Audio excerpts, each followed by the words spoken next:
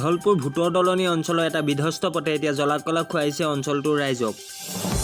নাৰায়ণপুৰ ধলপুৰৰ ভূতৰ দলনি অঞ্চলৰ এটা বিধ্বস্ত পথটোৰ মাজত আছে পুখুৰী সদৃশ দ গাঁত, যাৰ ফলত এতিয়া পথটোৰে অঞ্চলটোৰ মানুহ অহা যোৱাত অসুবিধাৰ সন্মুখীন হৈছে। যোৱা কেইবছৰমান আগত পথটো নিৰ্মাণ কৰা হৈছিল যদিও ঠিকাদাৰ হেমাহিৰ বাবে পথটো 100 মিটাৰ কাম কৰিয়ে সামৰণি মাৰে। কিন্তু আজি কুপতি সুচল নহ'ল পথটোৰ অৱস্থা। উপায়ন্তৰ হৈ অঞ্চলটোৰ ৰাইজে আজি পথটোৰ ওপৰত ভুই ৰুই প্ৰতিবাদ কৰা দেখা পোৱা গৈছে। ৰাইজে চৰকাৰৰ ওচৰত পথটো নিৰ্মাণৰ দাবী কৰিছে, অন্যথা অঞ্চলটোৰ ৰাইজে ভোট বৰ্জনৰ সিদ্ধান্ত গ্ৰহণ কৰিছে। নাৰায়ণপুৰৰ পৰা ক্ষিপ্ৰজ্যোতি ভূঞাৰ ৰিপৰ্ট, নাৰায়ণপুৰ খবৰ।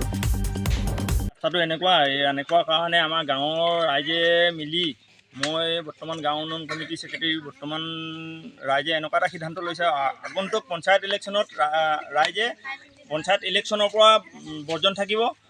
অন্যথা যদিহে ৰাস্তাটো অতি সোনকালে কণ শিশুবিলাকক যদি সুবিধা কৰি নিদিয়ে, আমি পেন কোচাইও আমি ইয়ালৈ অহা যোৱা কৰোঁ। কাৰণ আপোনালোকে চাওক আমি এতিয়া বৰ্তমান এনেকৈ থাকিবলগীয়া হয়।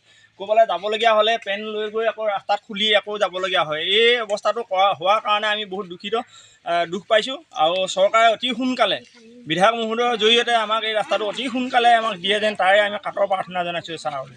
গাঁৱৰ ৰাইজৰ মহিলাসকল আহি ইয়াত এতিয়া ভূমি ৰুইছেহি, এয়া দেখিছে আপোনালোকে। আৰু তাৰ উপৰি বাইক এখন আহিব নোৱাৰে, কেইবাজন ল'ৰা ছোৱালীও চাইকেলৰ পৰা পৰি হাত ভৰিত দুখ পাইছে, আমি মেডিকেল কৰিবলগীয়া হৈছে। গতিকে এইখিনিৰ পৰা হাত সাৰিবৰ কাৰণে চৰকাৰে আমাক অতি সোনকালে এই ৰাস্তাটো দিয়াৰ ব্যৱস্থা কৰে যেন আমাৰ প্ৰাৰ্থনা সেয়াই।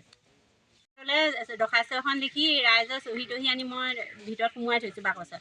কিন্তু ছাৰৰ ওচৰলৈ আজিলৈকে মই দৰ্খাস্ত এখন দিব নোৱাৰিলোঁ।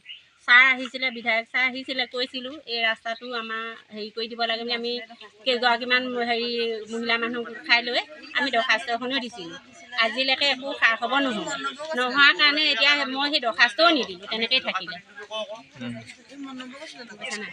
ফাকুৱা আছিলে নেকি, ফাকুৱা খেলি কৰি এই শান্তিপুৰ গিজিঙত হৈছিলে, মিটিং হৈছিলে, বিধায়ক মহোদয় আহিছিলে, তেওঁৰ ওচৰত তেনেকৈয়ে গৈ দিছিলেগৈ যে আমাৰ স্কুল যাবলৈ অসুবিধা হৈছে, ৰাস্তাটো আমাক ভাল কৰি দিব লাগে। আজিলৈকে কোনো খা খবৰ নাই।